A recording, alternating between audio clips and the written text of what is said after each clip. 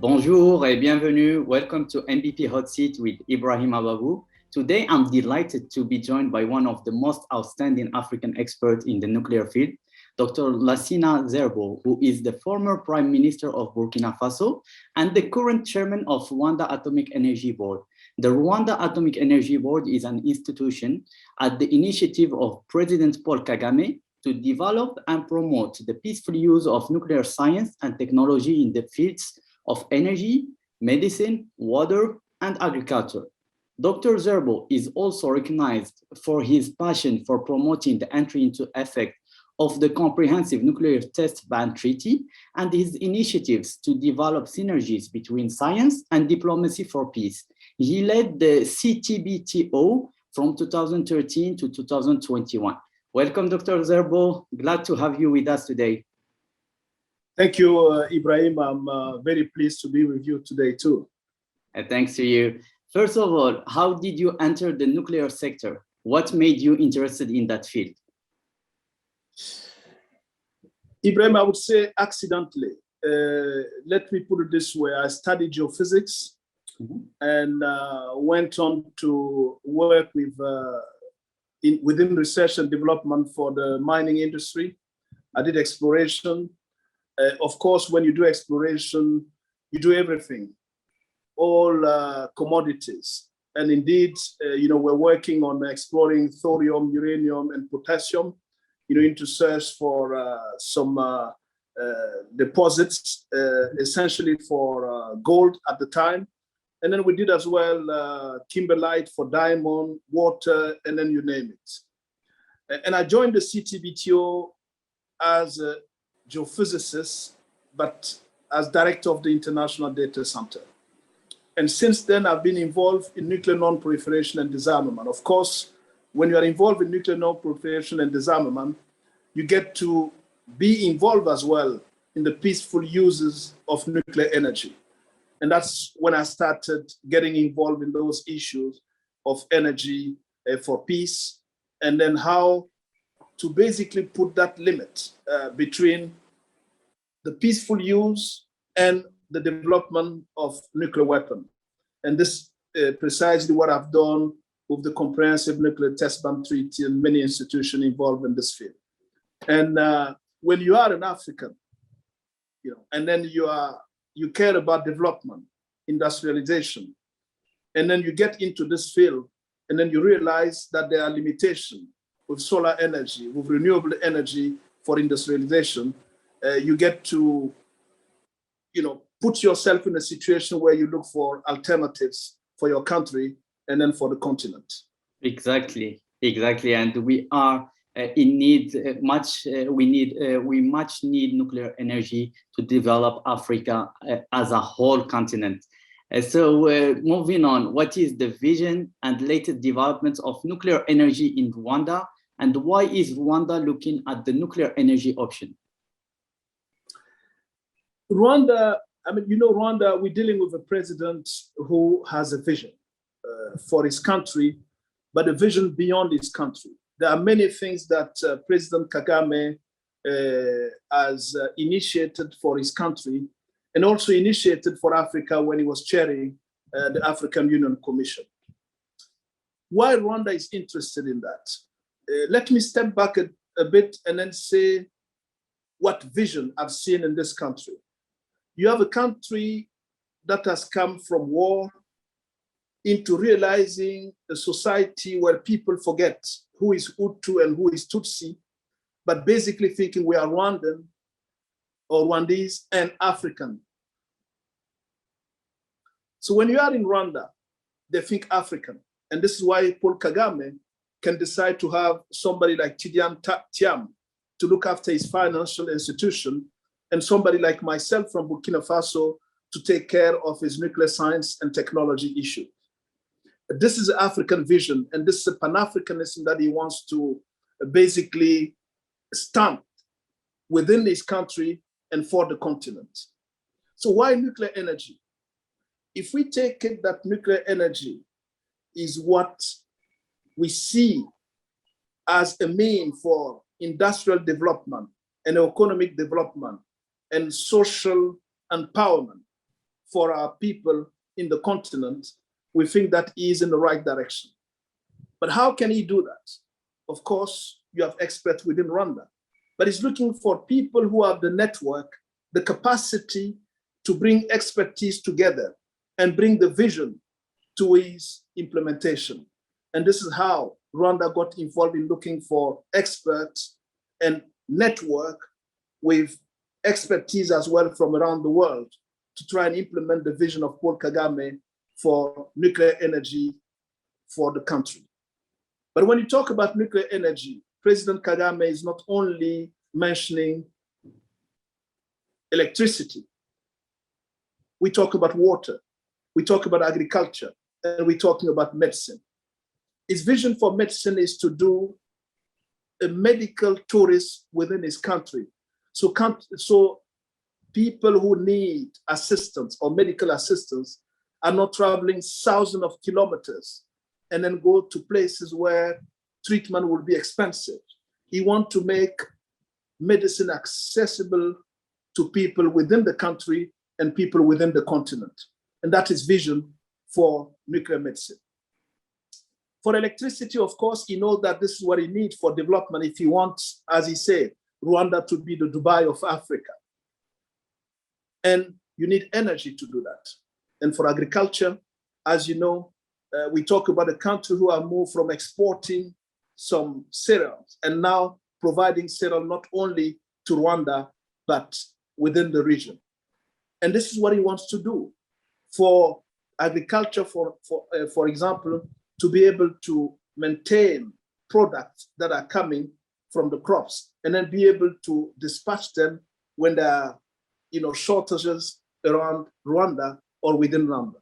That's basically what he's trying to do to get the country to be self-sufficient and then the country to be part of Africa growth and Africa economic development. I commend President Kagame for his great vision and for Rwanda in general, from being a country who suffered from a genocide to being one of the countries that are setting the example for African countries. It's great achievement, and we need to see more leaders as President Kagame leading African countries. And based on your answer, to follow up on that, can you share with us the Rwanda Atomic Energy Board role and mandate to get all those nuclear application and nuclear energy vision to make it to make it something real and to make it into effect? So what are the role and mandates of Rwanda Atomic Energy Board? How can I put it? The Rwanda Atomic Energy Board is or will not be any different from any board in that field. There's no point in trying to reinvent the wheel. The Rwanda Atomic Energy Board was set up by President Kagame with expertise from around the world. I'm the chairman of the board, but we have other nationalities involved in this board and expertise from Rwanda. But the Rwanda Atomic Energy has a memorandum of understanding with nuclear energy institutions who are well established and well known worldwide. The point is to basically mimic what they've done at the start of their board or their energy institution to develop nuclear energy in those respective countries. And that's basically what the Rwanda Atomic Energy Board is doing and will be doing. Basically, taking knowledge from other well-established institutions and transform this knowledge into the reality that we want for Rwanda and for Africa. Because what Rwanda is trying to go for is that energy mix, where renewable energy is not something that they will get away from. What they have to do is to see when and how best any type of energy can be suitable for, in particular time, for the development of the country and the continent. And the board will be set up to make decisions on all those issues, to decide on recruitment, to decide on the feasibility study, to rely on the scientific expertise to get all those elements to be part of the implementation of the vision set forth by President Kagame. And that vision, it's a vision that he would like to share with the knowledge in Africa. Talk with the African Development Bank, talk with Ghana Atomic Energy Commission, with Kenya, with people who have been involved in this field for some time, and then get those expertise to join effort to make Africa energy sector a reality with regard to nuclear power. And of course, when we talk about Morocco, where you're from, that's something that we like to, because Africa is Africa. We want North, South, East, West to join effort to make sure that we promote nuclear energy, especially now when we talk about the small modular reactor. And this is something we know that is less costly, that is efficient in terms of security, and that can also be easily implemented in the respective country to make energy a reality for industrialization and for development. And this is what the board will help Rwanda in achieving, making the right choices, the right decision, and then get that as an advice, an advisory committee to the president for him to pursue the vision that he has set for this country and his vision as well for the whole continent. Indeed, and as you mentioned, there is a key point you said, it's cooperation within Africa and outside Africa. With that, we can have a successful nuclear program, and in Rwanda, in other African countries, in Burkina Faso, in Morocco, without cooperation, we couldn't get any good successful programs from there. And staying on the same focus, what are the short and long-term areas of focus for Rwanda Atomic Energy Board? Is there an expected date for having a nuclear power plant running in Rwanda? Is there such thing?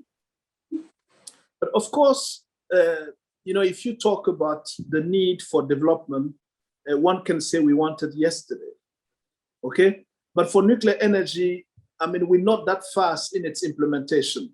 If you take the traditional nuclear power plants, I mean, they take longer than what we see with the small modular reactors. The small modular reactors have prototype in Russia, in China, and then soon in the United States and in France.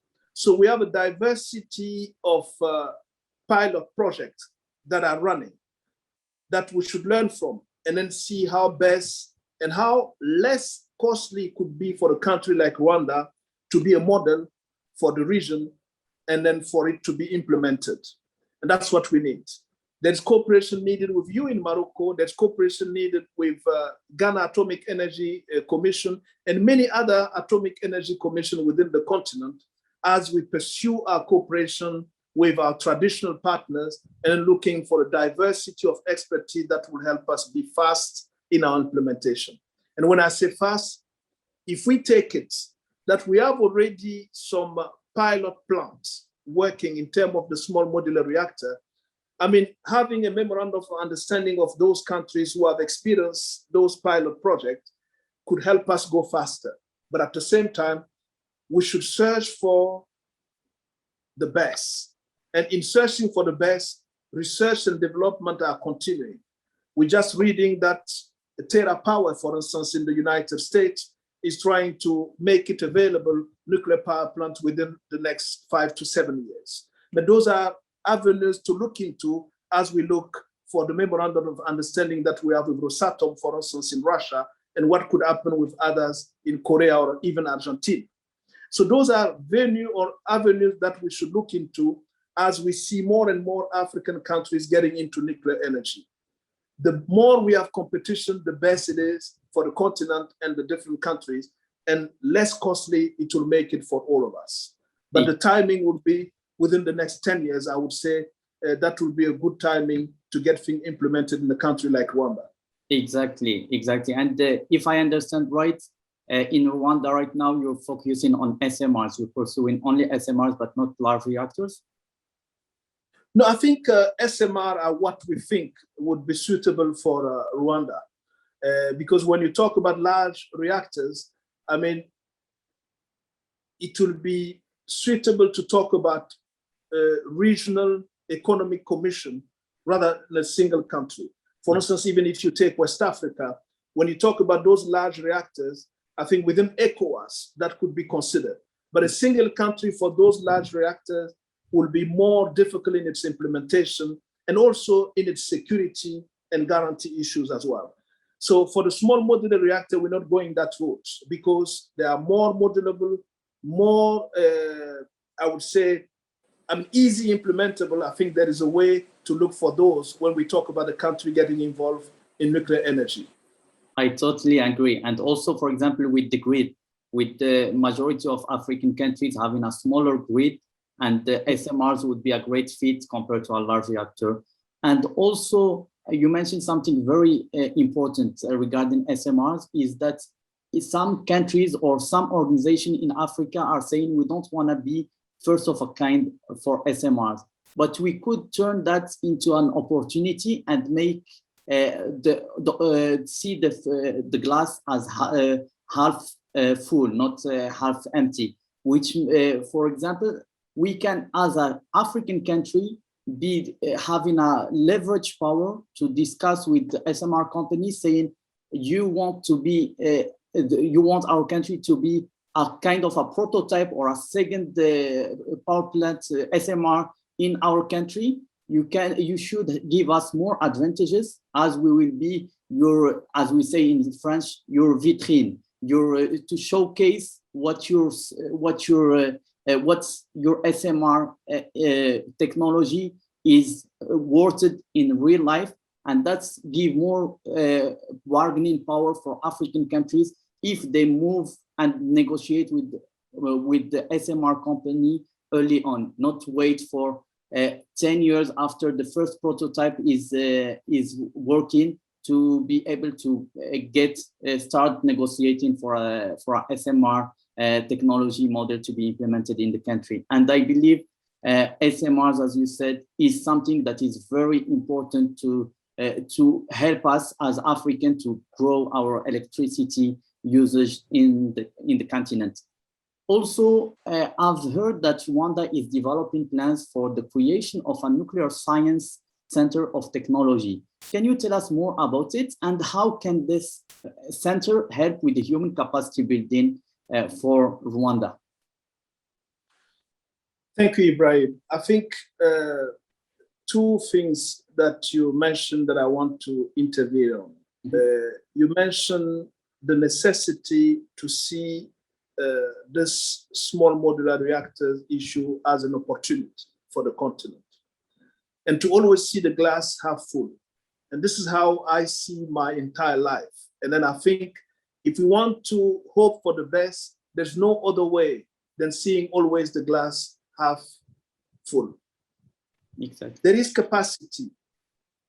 There is expertise. There are things that are done elsewhere. We're not trying to reinvent the wheel or try to wait for 20 years after the first prototype is put into motion for us to say that we are interested. And this is where Rwanda is making a difference.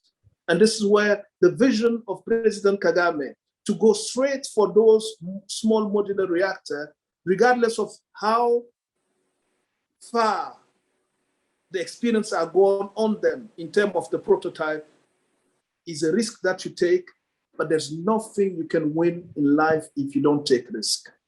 And I think we must take more and more risk in Africa within those type of expertise and science and technology if you want to pursue the development the way it should be. This is how we have to say. And then you use the word vitrine, the word that we use in French. The same way Rwanda wants to be a vitrine for the small modular reactor, Africa should be a vitrine for those small modular reactors as they're getting dispatched for the developing world. Indeed. And this is where we must go, and this is how we must go. In our cooperation with North Africa, with you guys, because you have your expertise as well in terms of nuclear science and technology, with South Africa, with a certain level of experience in nuclear science and technology, and then try to get East and West to join those efforts. And this is how Africa will be making a difference in its development. So the second topic is what you say, nuclear science and technology sector, or nuclear science and technology that Rwanda is trying to develop. You mentioned agriculture, we talked about energy, we talk about medicine, and we talk about water. Basically, President Kagame has started to develop expertise within this field. There are over 100 Rwandese that are working right now and studying abroad to be capable of mastering science and technology in its broad scope, with the 4 aspects that we mentioned. There are more students that will be coming in the next year and then the following year. What does this mean? It means that when Rwanda will be ready to embrace the infrastructure for its nuclear science and technology, it will have the human capacity to implement the vision that was set for right from the beginning. And this has been a problem within Africa. We have always had this tendency of deciding on infrastructure before putting the expertise to maintain or operate those infrastructure. So training people in nuclear science and technology in mass is preparing for operating and maintaining the infrastructure in nuclear science and technology that will happen within 10 years, or even 5 years if we go into a more optimistic scenario. Yes. And this is what we're trying to do within Rwanda. And that makes me so proud to be chairing the Rwanda Atomic Energy Board, because I believe in this vision. And this is what I've seen for my continent. And this is what I see for my country as well. And like you said, as a former prime minister, for those who have followed my statement on the plan that we had for the next 5 years, I talked about small modular reactor. Why?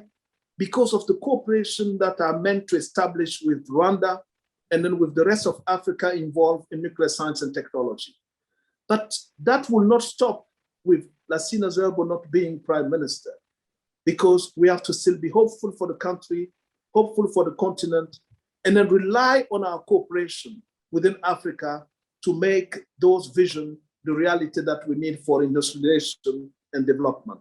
And this is what we try and pursue, or trying to pursue, with the Rwanda Atomic Energy Board and the nuclear science and technology within this field, for that matter.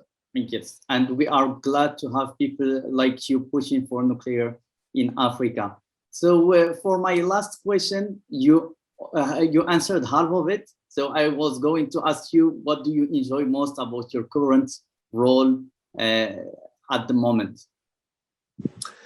And what you could say to the young generation to give them some advice for the younger generation? Ibrahim, if you look at the way I call myself today, even as a prime minister, I didn't change my profile within my, my Twitter account. I see myself as a nuclear science diplomat, and as somebody after so much experience abroad who want to focus in answering Africa issues and trying to contribute in finding solutions. And when I say Africa, I'm talking about Africa within its broader sense. And this is why I see no harm in working within Rwanda, and for the continent. Like I would see no harm in working within Morocco, for Morocco, and for the continent. Like I saw it in working for Burkina Faso, for my country, and linking up to the rest of the continent. And this is my message to the African within this continent. What we have to do is to join effort.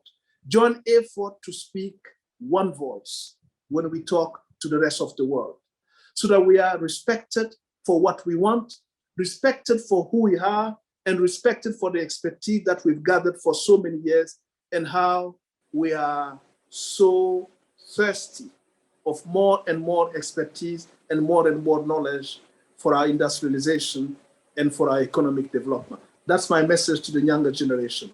And I will spare no effort in trying to pursue this and see more and more young people joining this vision that some of the leaders have within the continent, and then to get Africa to be the Africa we want to be. That's a great statement to end this interview.